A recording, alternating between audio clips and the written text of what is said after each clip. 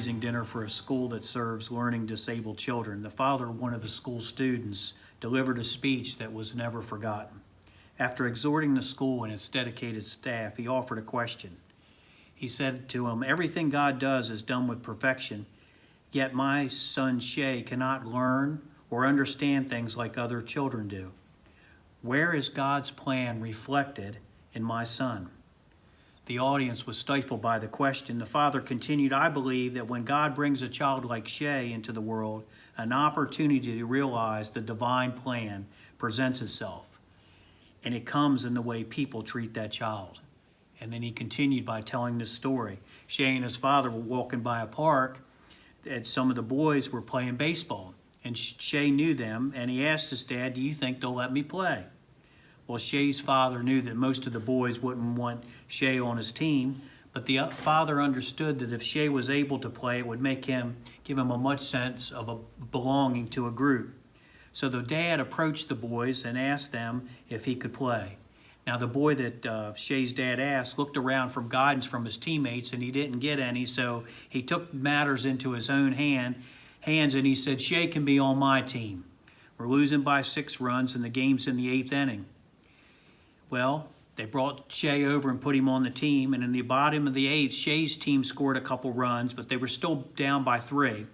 And at the top of the 9th inning, they put Shay out in the outfield, and he was grinning from ear to ear because he was getting to play. Even though a ball was never hit towards him, he was so happy to be there.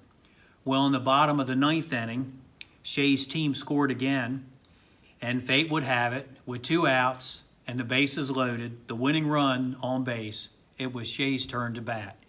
And his dad was sitting there wondering if they would put Shay in the game. Well, to his surprise, he was watching the boys trying to hand Shay a bat, and Shay didn't even know how to hold a bat. So he knew it was going to be impossible for him to ever hit the ball, but they put him up to the plate. Well, the pitcher, seeing what was going on the opposing team, moved forward a couple steps and threw one pitch, and Shay clumsily swung and missed the ball. So then the pitcher came closer, and Shay was able to hit the ball the second time, and he hit it right to the pitcher. Well, the pitcher, who could have easily thrown it to first base and got Shay out, threw it over the first baseman's head out into right field, and Shay ran to first. And then when he got to first, the first baseman was explaining to him how he needed to run to second. So Shay took off running to second, and the outfielder could have thrown him out at second easily, but instead threw it over the second baseman's head all the way up the third base line and up against the fence.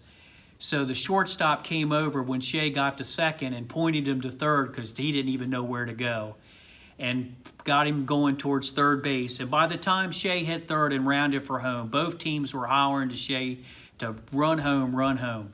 And when he finally got to home plate, they were screaming and hollering for him like he was a hero because he had hit a grand slam and won the game for his team. That day, the father spoke to the crowd and softly said, with tears now rolling down his face, "The boys from both teams help bring a piece of the divine plan into this world."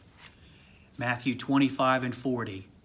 "And the king will answer and say to them, Assuredly I say to you, inasmuch as you did it for one of the least of these, my brethren, you did it to me." Eagle's Nest, be safe.